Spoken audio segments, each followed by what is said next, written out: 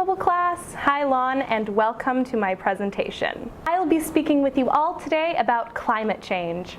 I chose this topic because it's important to me. I've always been fascinated by weather and natural disasters. I love storms, clouds, the sky, sunsets, everything. We're going to explore what is climate change, why is it relevant, what is causing it, and what can we do to stop or control it. Our main point of focus is, however, why is climate change important to humanity? Let's get a few facts straight. It's real, it's happening now, regardless of what some people say.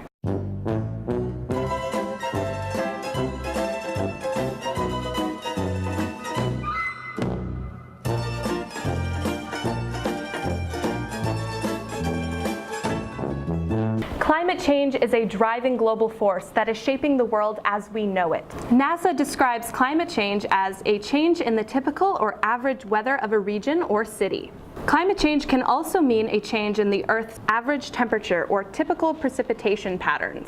Our planet's climate is always changing. We're always going through warmer or cooler periods. Currently, our planet is in a warmer period. Small changes in the Earth's temperature can result in large impacts here on Earth. But what causes climate change? There are many natural causes, like the Earth's orbit, volcanic eruptions, and changes in our oceans. However, greenhouse gases are the main cause of global warming, which leads to a change in our climate. According to the EPA, greenhouse gases from human activities are the most significant driver of observed climate change. An increase in the atmospheric concentrations of greenhouse gases produces a positive climate forcing or warming effect, hence global warming. Gases like methane, nitrous oxide, and primarily carbon dioxide are in our atmosphere in copious amounts. By burning fossil fuels like coal, oil, and natural gases, CO2 is released into the atmosphere in large amounts.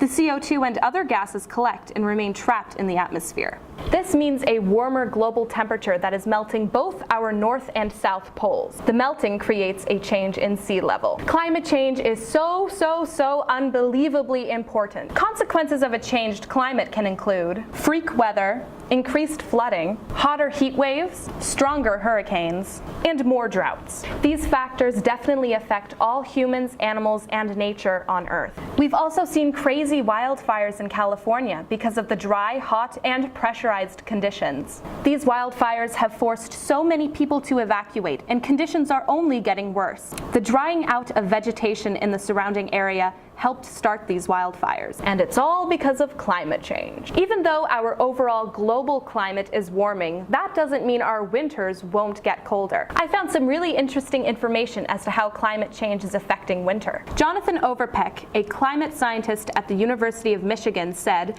that the Arctic is warming much faster than most of the planet, leading to a dramatic decline in the amount of sea ice that covers the region each winter.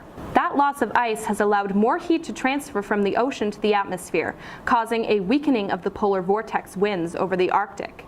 Those winds usually insulate the rest of us from the northern hemisphere, from freezing Arctic temperatures. But as the winds have weakened, it's gotten easier for freezing Arctic air to swoop further south. And he's right.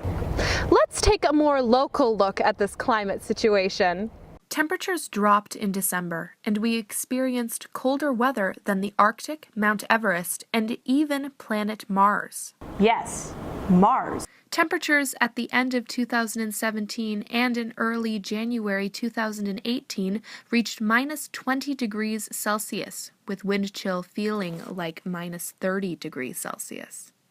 It hasn't felt this cold here in Canada since 1968. Snowfall warnings and extreme cold warnings have been frequently issued in the region. To find out how some Oshawa citizens are handling the frigid months, I decided to visit St. Vincent Pilates Kitchen, Durham Region's only 7-day-a-week, 365-day-a-year soup kitchen. Here at St. Vincent's in downtown Oshawa, I spoke with volunteers about their concerns with the colder weather and if they've seen any increased activity in the number of visitors to the kitchen. Hello, I'm Peggy. I'm a volunteer at the kitchen, St. Vincent Kitchens, and I've been here 13 years. And it's wonderful. It's really good to help people and give back to the community. And we just love all the patrons, and we have a lot of fun with all the volunteers. There definitely is more people come to the kitchen in the cold weather. because this year seems to be worse than others. There's a lot of people living in tents and under the bridges, and it's very sad.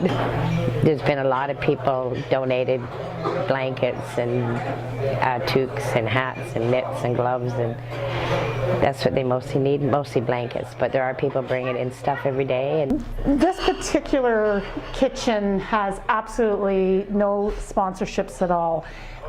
Everything they do is volunteer. They don't have any government grants, so they rely on the community to supply the food, like grocery stores, bakeries and stuff will bring their day-old bread, and everything is strictly a volunteer basis.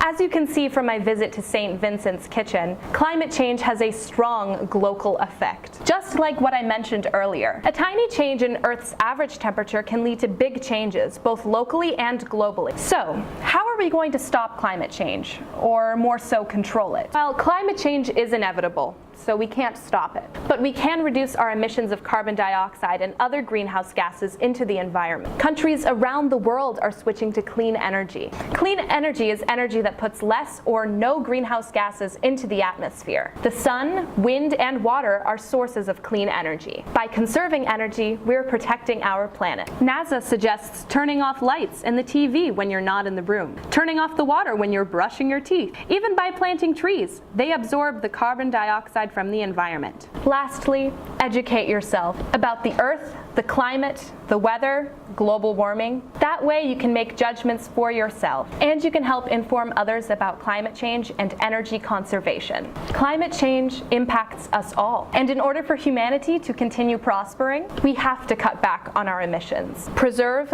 don't observe. Thank you for listening to my presentation.